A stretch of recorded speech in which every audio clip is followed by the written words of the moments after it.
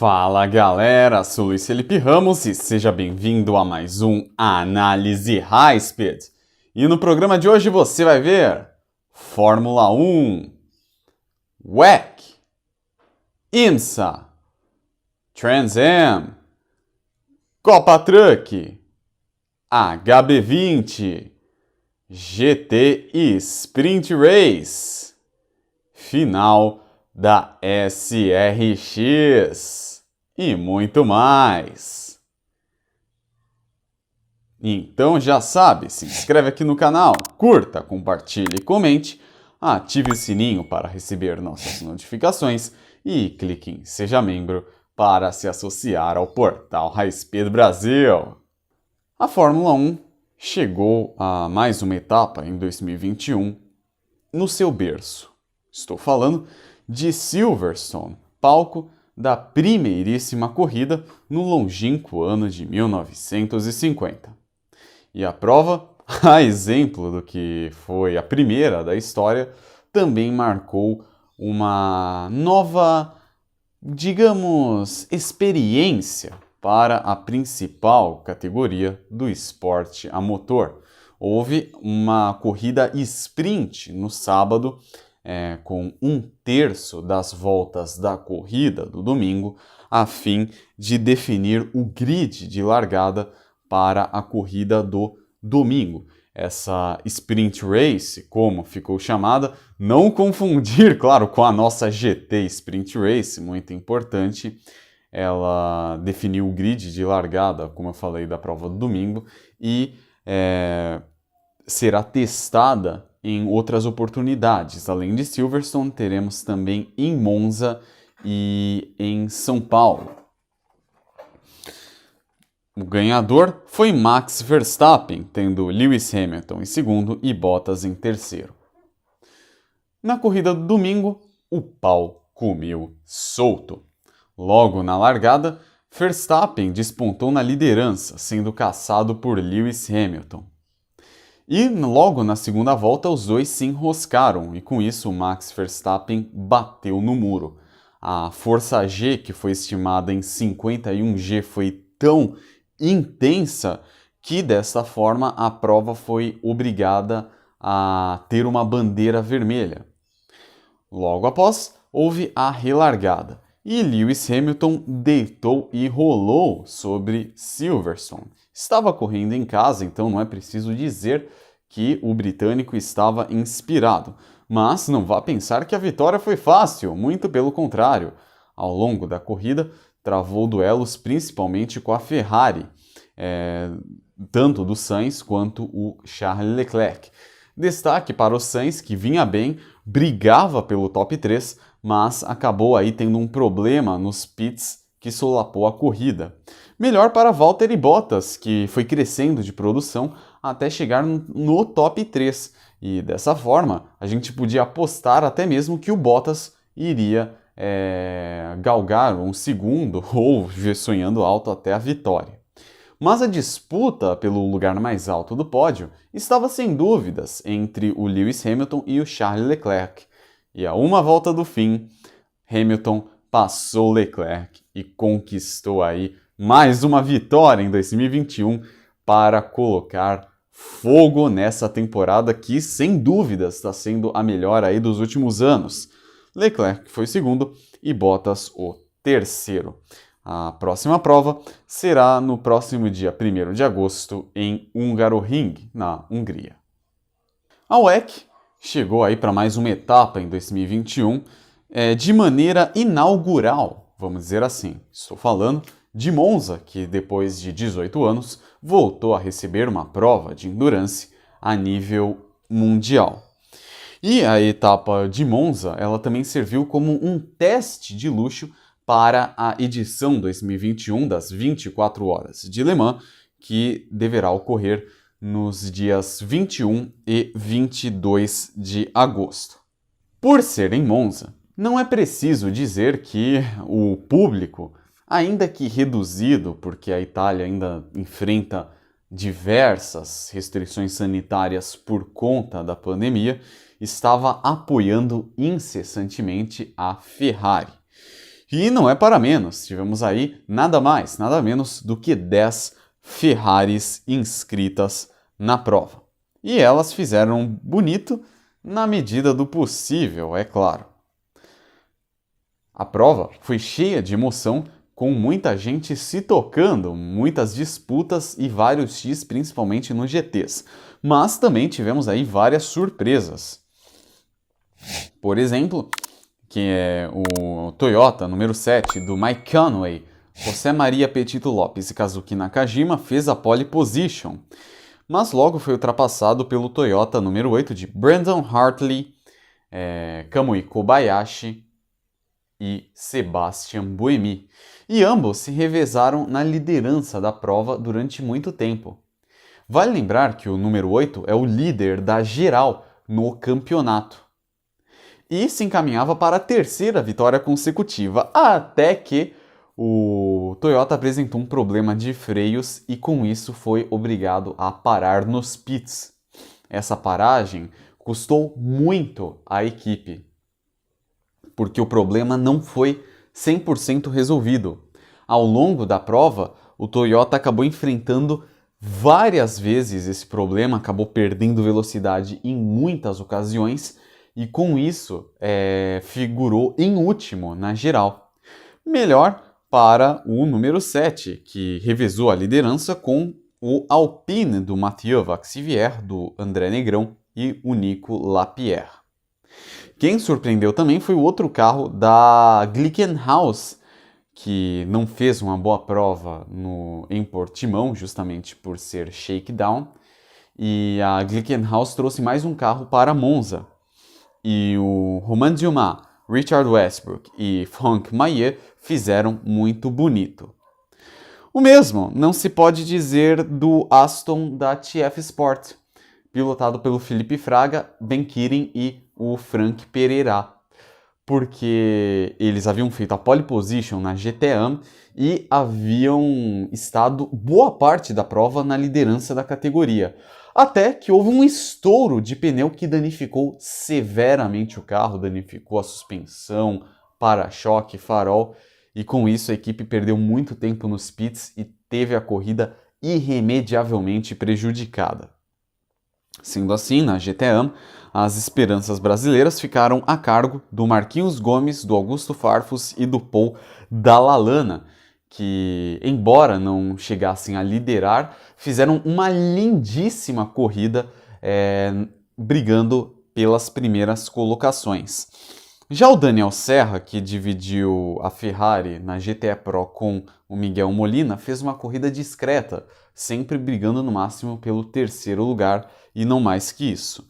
Mas voltando a falar do Aston Martin, do Marquinhos Gomes, do Farfus e da Lalana, fizeram uma prova assustadoramente incrível, com destaque a uma disputa de tirar o fôlego nas últimas voltas pelo segundo lugar. Vale lembrar que eles travaram um duelo contra o outro Aston Martin da G-Station, pilotado pelo Fuji, Watson e Oshino, e essa disputa foi cinematográfica nos momentos finais de prova, ambos se revezando, trocando X, se tocando, já com Augusto Farfus na liderança, antes havia sido pilotado pelo Marquinhos Gomes, levando a crer que o Marcos Gomes deixou o carro redondinho para o Farfus fazer uma pilotagem de tirar o chapéu nos momentos finais. Então, é uma coisa que merece aí todos os aplausos. Quem também fez uma corrida discreta foi o Felipe Nasser, a bordo do LMP2 da Risi Competizione, que figurou ali na metade, bem atrás do pelotão da LMP2. Na prova, então, o ganhador foi o José Maria Lopes, o Mike Conway e o Kazuki Nakajima, tendo em segundo Vaxivière, Negrão e Lapierre. Em terceiro ficou Dumas, Westbrook e Franck Maillet. O Pipo Derani, que foi mais um brasileiro participante, correu no outro protótipo da Glickenhaus, ficou em quarto na LMP2, que foi ganha pelo Fábio Scherer, Felipe Albuquerque e Phil Hanson da United, tendo em segundo Robin Frins, Ferdinand von Habsburg e Frank Milesi e Charlie Milesi da WRT e em terceiro De Vries, Van Aert e Paul Lupchatan da Racing Team Netherlands, o Nasser ficou em décimo. Na GTE Pro, vitória da Porsche com Kevin Estre e Nel Yanni em segundo e Alessandro Perguidi e James Calado da Ferrari em segundo. Em terceiro ficou Richard Lietz e o Gianmaria Bruni também da Porsche em terceiro. O outro Ferrari, do Miguel Molina e o Daniel Serra, ficou em quarto. Na GT1, enfim, os italianos puderam sorrir, já que quem levou o melhor foi a Ferrari do Alessio Rovera, Nicola Nielsen e François Perrodot, tendo em segundo o bravíssimo Aston Martin de Marcos Gomes, Augusto Farfus Jr. e Paul Dallalana.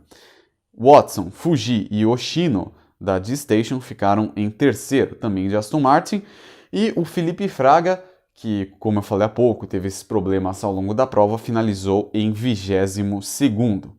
A próxima etapa da WEC será a 24 horas de Le Mans, nos dias 21 e 22 de agosto. E vale lembrar que o portal High Speed vai fazer uma análise minuciosa antes das 24 horas para vocês terem uma noção do que podemos esperar para a edição 2021.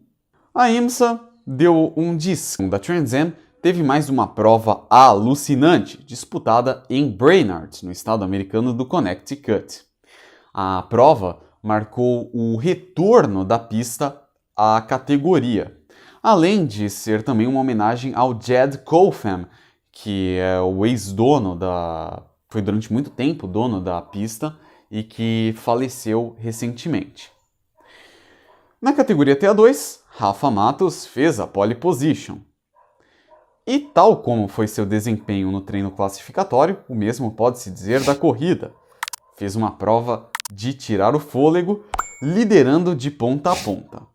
Mesmo que chegasse a tocar contra o Michael Self, e nesse toque acabou rodando e indo para sexto.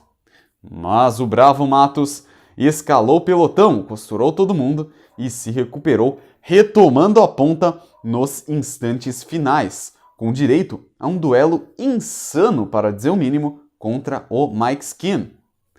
Matos travou uma batalha cinematográfica contra o Mike Skin valendo a liderança, e o brasileiro levou a melhor. Na TA2 foi ganhador, com Mike Skin em segundo e Tyler Xera em terceiro. Na categoria TA, tivemos aí uma prova recheada de toques, de bumps, vários duelos, a galera aí com muita sede de vitória, se apertando, até tivemos encontrões com outros carros das demais categorias, como é o caso da SGT e da XGT. Foi uma prova aí de tirar o fôlego extremamente dramática. Mas quem estava com a sorte e a corda toda foi o Ernie Francis Jr., que sagrou-se ganhador, tendo Tommy Drissi em segundo e Chris Dyson em terceiro. A próxima prova da Trans Am deverá ocorrer nos próximos dias 7 e 8 de agosto em Nashville. Vale lembrar que essa prova será um preview, né? Fará parte do mesmo calendário da Fórmula Indy, que correrá nessa pista de rua em Nashville, então será uma atração do mesmo final de semana. A temporada inaugural do SRX chegou ao final com uma etapa em Nashville. Como é de conhecimento público, o SRX é um campeonato organizado pelo tricampeão da NASCAR, Tony Stewart. E o anfitrião recebeu um presentão. A etapa, aliás, vários presentões, vamos lembrar, já que a etapa contou com a participação do Chase Elliott, o atual campeão da NASCAR, que correu ao lado de seu pai, Bill Elliott. Numa prova que foi intensamente disputada, com vários toques, muita gente se espreitando, se tocando, e o Chase Elliott fez valer a experiência e o know-how dele de atual campeão da NASCAR. Podemos citar aqui também que os brasileiros fizeram bonito, com destaque ao Hélio Castro Neves. A primeira corrida foi ganha pelo Bill Elliott, tendo o Elinho ganho a segunda. O Tony Stewart não ganhou nenhuma nem outra, mas, em razão dos resultados das provas anteriores, manteve uma pontuação sólida. E sem falar que a pilotagem dele, sempre brigando pelo top 3, né, em etapa de Nashville, fez com que ele solidificasse ainda mais essa pontuação. Na geral, tivemos aí, na última prova, a vitória do Chase Elliott, tendo Tony Stewart em segundo e o Bill Elliott em terceiro. E exatamente pela pontuação, Tony Stewart sagrou-se campeão da temporada inaugural do SRX. A Copa Truck chegou aí para mais 2 etapas, em um sábado e domingo em Cascavel. Na corrida 1 do sábado, Wellington Cirino fez a ponta. Destaque para um domínio total dos trucks da Mercedes. Muita gente acabou indo na grama e muita gente também teve problemas de motor. Apesar dos períodos de safety car, Cirino manteve-se firme e forte no primeiro posto. Na relargada, travou duelos contra André Marques.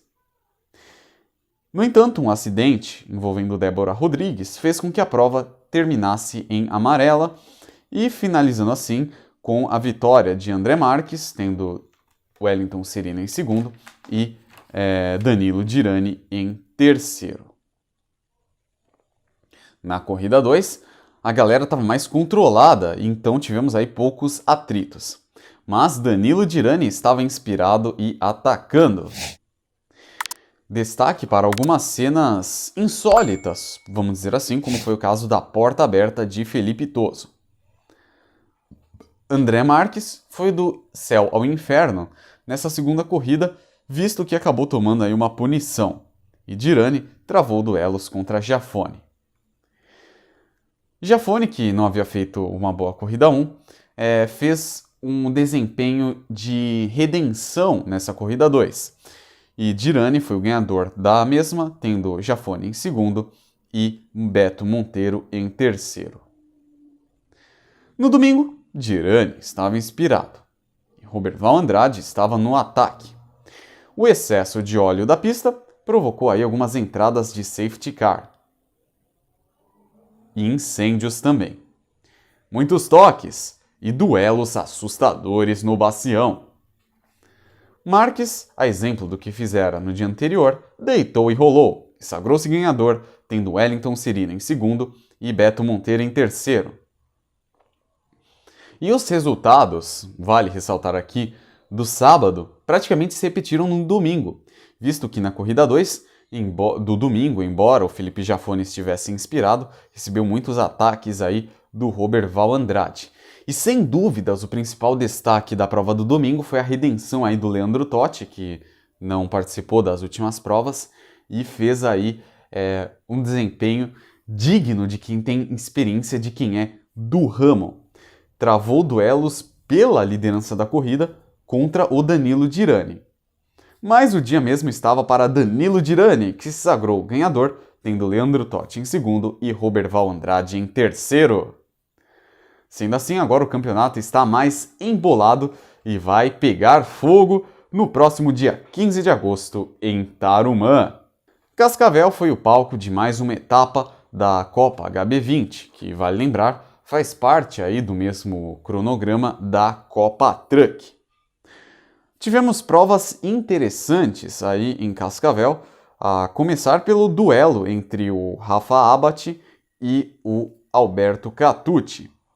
Logo na corrida 1, tivemos aí grandes encontros, muitos toques, muitos duelos e passeios na grama. Muita gente também acabou abandonando. Destaque para o crescimento de Bruno Testa. Os vários enroscos que tiveram na prova causaram aí bandeiras amarelas, e os ânimos estavam exaltados no final. Não podemos dizer o mesmo do Rafa Abate, que de ponta a ponta sagrou-se ganhador, tendo Gustavo Magna Bosco em segundo e Bruno Testa em terceiro. Daniel Nino ganhou na Elite e Enzo Gianfratti na categoria Super. Na corrida 2, muita gente acabou passeando na grama. Tivemos toques, amarelas e vários pilotos se embolando. Foi uma prova dura e, inclusive, teve um acidente perto do bastião que rolou uma capotagem, mas a segurança do carro mostrou o quanto essa categoria é segura, já que o piloto nada sofreu. Aliás, embora tivéssemos acidentes aí um tanto sérios ao longo desse final de semana, não houve nenhuma ocorrência muito grave. E a exemplo do que aconteceu no dia anterior cheio de bandeiras amarelas, também tivemos bandeiras amarelas no domingo, várias, sendo que uma delas encerrou a prova com a vitória de Gustavo Magna Bosco, tendo Bruno Testa em segundo e Rafa Abate em terceiro. Daniel Nino, novamente, ganhou na Elite e Diego Valini na Super. As próximas provas ocorrerão nos dias 14 e 15 de agosto em Tarumã. A Porsche Cup teve mais uma etapa sprint realizada no Templo de Interlagos. As corridas, principalmente a primeira, no sábado, realizada sob um piso molhado, foi intensamente disputada e mais ainda porque teve mudança climática. O sol apareceu logo após um período de chuva. E tivemos aí também intensos duelos, e os líderes correndo num ritmo mais sossegado. Apesar dos pesares, Marcel Miller ganhou de ponta a ponta na carreira, tendo Miguel Paludo em segundo e Alceu Feldman em terceiro. Na GT3, vitória de Raidian Mascarello, tendo Daniel Corrêa em segundo e Léo Sanches em terceiro. A prova do sábado foi extremamente tranquila, apesar das disputas intensas. O mesmo não se pode falar da etapa de domingo, que foi recheada de surpresas. Muitos favoritos à vitória acabaram decepcionando e caíram um por um. Destaque para um intenso duelo entre Marcel Miller e Miguel Paludo. Miguel Paludo também duelou contra Werner Neugebauer e ambos travaram uma disputa assustadora valendo a liderança. O Marcel Miller perdeu muito rendimento, melhor para Fran Lara, que herdou a posição dele. E Neugebauer conquistou a vitória, tendo Paludo em segundo e Fran Lara em terceiro, na geral e também na carreira. Na GT3, certamente a principal surpresa do dia. Quem levou a melhor foi o Caio Castro, ele mesmo. Caio Castro foi o ganhador, tendo Christian Moore em segundo e Daniel Corrêa em terceiro. A próxima etapa deverá acontecer no dia 14 de agosto, também em Interlagos, só que desta vez vai ser a etapa de Endurance. A GT Sprint Race chegou a mais uma etapa em 2021, tendo como palco agora o tradicional circuito Zilmar Bö em Cascavel. As duas provas foram repletas de muita emoção, lembrando que essas provas compõem aí o conjunto, o calendário também da Copa Truck e da HB20. Tivemos aí, na corrida 1, muita inconstância, mas principalmente inúmeras trocas de posição e duelos duros, com destaque para a disputa entre Pavelski e Torres e também Pedro Aiza e Beto Cavaleiro. Muita gente deu X. E Pedro Aiza foi o ganhador, tendo Francesco Francesi em segundo e Rafael Dias em terceiro. Lembrando que o Pedro Aiza também foi o ganhador da Pro-Am. O Eudes Campos ganhou na Pro e Luiz Debes na Am. Na corrida 2, que marcou a estreia de Zezinho Mugiati, tivemos aí a galera da Stock, principalmente o Gabriel Casagrande, o Thiago Camilo fazendo aí muito bonito, correndo em um excelente desempenho, numa prova muito disputada, com muitos toques. Destaque para a pilotagem também do Gerson Campos, que mandou muito bem, mas sem dúvidas o nome foi o Thiago Camilo, que ganhou de ponta a ponta, tendo outro nome da Stock, em segundo, o Gabriel Casagrande, e o Rafa Dias repetindo o terceiro lugar. Vale lembrar que o Rafa Dias foi o ganhador da Pro-Am e o Luiz Debes na Am. o Thiago Camilo foi o ganhador da Pro. E a próxima etapa, que terão aí 2 corridas, deverá ocorrer no próximo dia 15 de agosto em Tarumã, Rio Grande do Sul. É isso aí, galera. Esse daqui foi mais um Análise High Speed. Vamos ficando por aqui. E não se esqueçam, se inscreve aqui no canal, curta, compartilhe, comente, ative o sininho para receber nossas notificações e clique em Seja Membro para ajudar o portal High Speed a crescer e espalhar a palavra do automobilismo. Semana que vem voltaremos para mais análises minuciosas de categorias desse mundo maravilhoso que é o automobilismo. Tchau e até a próxima!